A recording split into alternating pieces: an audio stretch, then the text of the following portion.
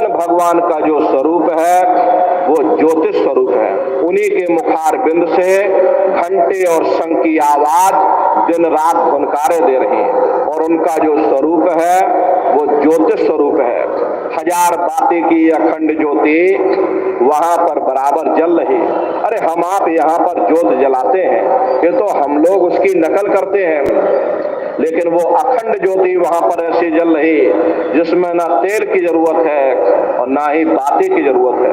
उल्टा कुआ गगन में तिसमें जरे चिराग, तिसमें जरे चिराग, बिना रोगन बिन बाती, 6 ऋतु 12 मास, जरत रहे दिन राती, सतगुर मिले जो होए, ताहि की नजर में आवे, और बिन सतगुर नहीं कोई, वाह को दर्शावे। वो अखंड ज्योति ऐसी है जैसे पूरा ब्रह्मांड प्रकाशवान हो रहा। जितनी भी अवतारी शक्तियां आई, भगवान राम आए, राम को वहीं से नीचे उतारा गया। इसीलिए उस देश को अयोध्या नगरी या कौशलपुर देश भी कहा जाता है। गोस्वामी जी महाराज जब साधना करके वहां पहुंचे, तभी गोस्वामी जी महाराज ने रामचरितमानस में लिख दिया। देखो प्रेमी भाई बहनों, रामचरितमानस में गोस्वामी जी महाराज ने क्या लिखा कि मोद्यो नैन त्रिशत में भयो, उन चितवत कौशलपुर गयो। जब मैंने अपने बाहर की आंख बंद की, मेरी अंतर की आंख खुल गई और मैं क्या देख रहा हूं, मैं कौशलपुर देश में पहुंच गया। मोहे विलोक राम मुस्काई, मुझे देख करके भगवान राम प्रसन्न हो गए। उन्होंने ऊपर जाने का मुझे रास्ता दे दिया। मैं ऊपर जा करके क्या देख रहा हूं, उधर माज सुनंडज राया, देखे बहु ब्रह्मांड निकाया, अति विचित्र ताहलोक अनेका, रचना अधिक एक टेका। विचित्र विचित्र भांत के वहां पर लोक बने हुए, एक से बढ़कर एक सुंदर सोने के महल बने जिनकी शोभा अवर्णीय है। प्रेमी भाई बहनों, वो असली अयोध्या नगरी है, वो भगवान राम का असली देश है। राम जी का दर्शन करने के बाद में फिर तुम्हारी यही जीवात्मा दूसरे मंडल की आवाज को पकड़ करके और दूसरे मंडल की चढ़ाई करेगी।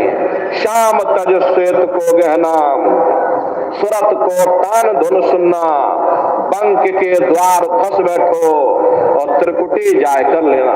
उसी के ऊपर दूसरा देश आता है जिसे महात्माओं ने त्रिकुटी देश कहा। वहां के जो मालिक हैं वो ब्रह्म है। वहीं से मन और माया की उत्पत्ति हुई। वहीं से 3 गुण, रजोगुण, तमोगुण, सतोगुण, तीनों गुणों की उत्पत्ति वहीं से हुई। ये जो आपके वेद हैं जिसको सारी दुनिया पढ़ती है, बड़े बड़े पंडित, पुरोहित, ज्ञानी, विज्ञानी, धर्माचार्य वेदों का अध्ययन करते हैं, वेदों की भी उत्पत्ति उसी स्थान से हुई है। अरे महात्मा कहते हैं कि त्रिकुटी महल में विद्या सारा, घन हर गरजे बजे नगारा, लाल वरण सूरज उजियारा। वहां पर 2 धुने, बादलों की गर्जन और मृदंग की आवाज उस लोक में बराबर गूंजती रहती है। ओम का जाप बराबर वहां होता रहता। जैसे पहले स्थान पर भगवान राम के देश में घंटे और शंख की आवाज बराबर गूंजती रहती है, ऐसे दूसरे मंडल पर प्रेमी भाई बहनों यानी त्रिकुटी देश में बादलों की गर्जन, मृदंग वहां पर बराबर होता रहता। ओम का जाप बराबर वहां पर गूंजता रहता। और ब्रह्म का जो स्वरूप है लाल वरण सूरज उजियारा। ये सूरज कुछ नहीं है, ऐसे तुम लाखों लाख सूर्य इकट्ठे करोगे तो वहां का एक सूर्य बनेगा। ब्रह्म का जो स्वरूप है वो सुबह के लाल सूर्य के समान है, इसीलिए वहां का पूरा ब्रह्मांड लाल है। जहां तक आपकी निगाह जाएगी ब्रह्म देश में चारों तरफ आपको लाल ही लाल नजर आएगा। लाली मेरे लाल की जित देखो त लाल, लाली देखन में गई मैं भी हो गई लाल।